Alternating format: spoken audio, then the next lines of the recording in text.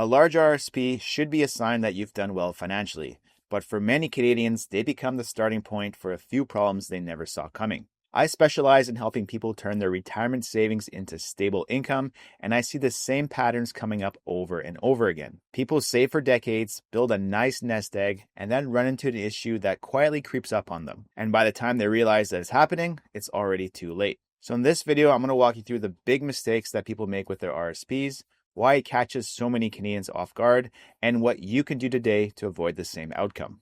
So before we get into the big issues that come up with RRSPs, we first need to understand how they work. So for this example, let's just take a look at Jim and assume that he's in Manitoba. So we're going to be using the Manitoba and federal tax brackets. So let's just say that while Jim was working, he was making $160,000 per year. This would put him in the 43.4% tax bracket. Now, it's important to note that he's not paying 43% on all of his income. He's only paying that amount on the income above $114,000. So a lot of people get this wrong. They just assume that they're paying tax at that highest marginal rate, but that is not the case. So again, he's making $160,000 per year, and let's say that he decides to do a $10,000 contribution to his RRSPs. So when you do a contribution, what ends up happening is that it lowers your taxable income.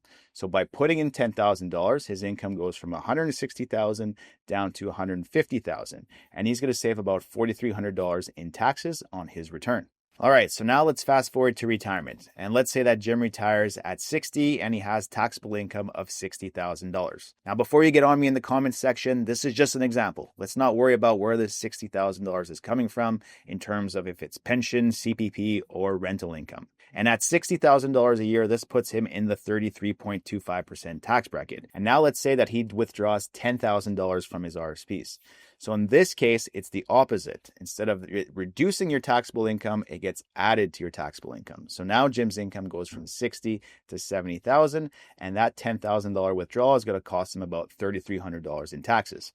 So in this scenario, RRSPs were a great deal for Jim because when he put that $10,000 in, he saved $4,300 in taxes, and when he withdrew that same $10,000 years down the road, he only had to pay $3,300 in taxes. So far, there's no issues with Jim's RRSPs at all. But again, let's say he retired at 60, and for the sake of this example, he has $1.5 million in his RRSPs. Now, if he's only taking out $10,000 per year from the account, chances are it's going to be growing at a higher rate. So that $1.5 million is going to keep growing, which again, it's a great problem to have. Now, fast forward a few years, once he's 71 years old, he's going to have to convert his RRSP into a RRIF, and then the following year, he's going to be forced to make his first mandated withdrawal. Because once your money is in a RRIF, there's a minimum amount that you have to withdraw every year. So for Jim, in that first year of mandated withdrawals, he's going to have to draw 5.28% of the value of his RRIF. He's turning 72, but at the beginning of the year, he's 71, hence that 5.28% value. So as we said, Jim's RRSPs were worth $1.5 million at 60, and he was only taking out $10,000 per year. So let's just say for the sake of this example that by the time he converts it to a RRIF, it's worth $2 million. Now, if he's having to draw over 5% out of his account, that's going to be $100,000 in income that he's adding to his tax return.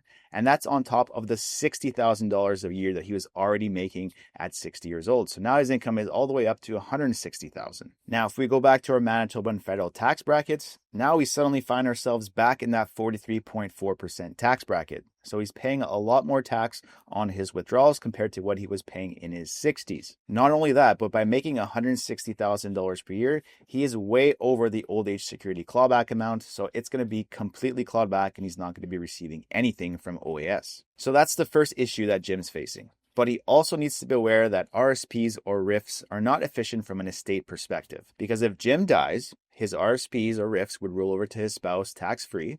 But if he doesn't have a spouse or upon the second spouse's passing, whatever is left in those registered accounts are added as income in the year of death. So if Jim is dying with $1.5 million and he has no spouse, that's $1.5 million in income in 1 year, which is well above that highest marginal tax bracket that we're seeing in Manitoba. So a big chunk of his income is going to be taxed at over 50%, which is probably not what Jim wants to see. So at this point, you might be thinking to yourself that RRSPs don't sound like such a good deal. That's not what I'm saying. In the right conditions, they're a terrific account and you should be using them. But you just need to make sure that your withdrawals are done efficiently. So going back to our example with Jim, He was retired at 60. He was making $60,000 per year, but he was only taking out $10,000 a year from his RSPs. Now, if we go back and look at the brackets, that 33% bracket goes all the way up to $100,000. So instead of taking $10,000 out, which brings his income to $70,000, why doesn't he take $40,000 a year out of his RSPs? And he doesn't necessarily have to spend that money if he doesn't want to, but he can use that to top up his TFSAs or put in a non-registered account, which is going to be taxed a little bit more efficiently in the long run. So by doing that, he's reducing the amount of money he has in that registered account over time. So by the time that he's forced to convert it into a RRIF, that account's not going to be worth as much. So he's not going to be forced to take out a minimum amount that's going to push him into such a high tax bracket or affect his old age security. And from an estate perspective, I'd much rather pay 33% tax today than to be taxed at over 50% upon death. And again, you don't have to necessarily spend that money if you don't want to, but if it's in a TFSA or a non-registered account, it's going to be a lot more liquid in terms of if you do have a big expense, it's going to be easier psychologically to draw on those accounts because you're not going to get hit with such a huge tax bill at that time compared to if you had to draw $100,000 out of your RSPs, let's say. So if you have a large RSP today and you are in a relatively low tax bracket, then what's the plan to take that money out tax efficiently? Because as I just showed you, if you don't do anything and you just let the account keep growing, again, it's a good problem to have, but it might push you into a higher tax bracket or affect your old age security once you're forced to make withdrawals. And from an estate perspective, you might be looking at a tax bill at over 50% on a good chunk of those savings. Now, on the flip side, there's another problem that we see happening. So for this example, let's use Sarah. She's 72 years old, and between her CPP, old age security, and RRIF minimum withdrawals, she's making about $90,000 per year. But she feels stuck. And the reason that she feels this way is that if she makes any more money, she's going to go over the old age security clawback, which starts at just over $93,000. So Sarah is essentially capping her lifestyle at $90,000 per year because she doesn't want to go over the old age security clawback. But by doing this, she's missing out on travel opportunities and memories that she could create with her family, all because she doesn't want to lose out on her government benefits. And the worst part is that when we take a look at her retirement plan, in the long run, she's going to be leaving an estate of $4 million.